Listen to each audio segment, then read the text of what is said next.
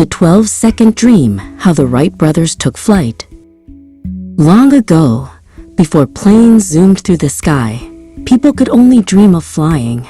They watched the birds soar and glide, wishing they too could feel the wind rush past their wings. In a small town called Dayton, Ohio, lived two brothers who never stopped dreaming, Wilbur and Orville Wright.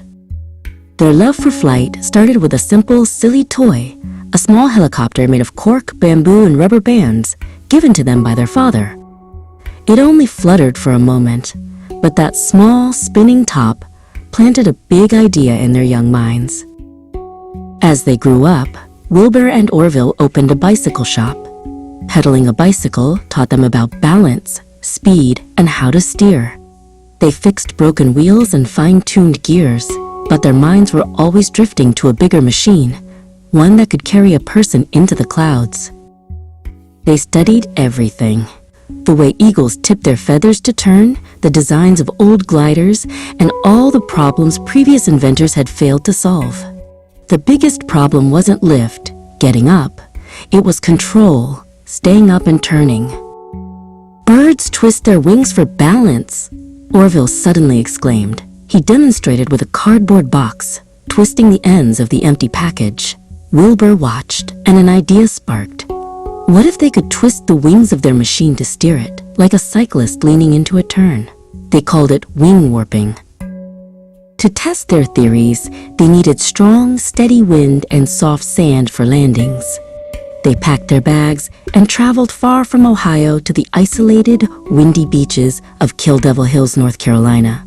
The locals called the spot Kitty Hawk. They built huge gliders, testing them hundreds of times. They lay flat on the lower wing, learning to steer with ropes in their hips, practicing how to use their wing warping system to balance against the fierce coastal winds. Fall turned into winter, and their hands were always cold, but their hope was warm.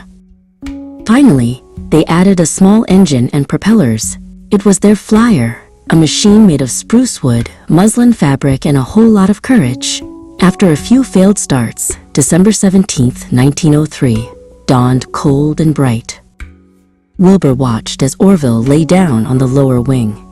The engine roared, the propellers spun, and the machine rattled down the track. Suddenly, it was free.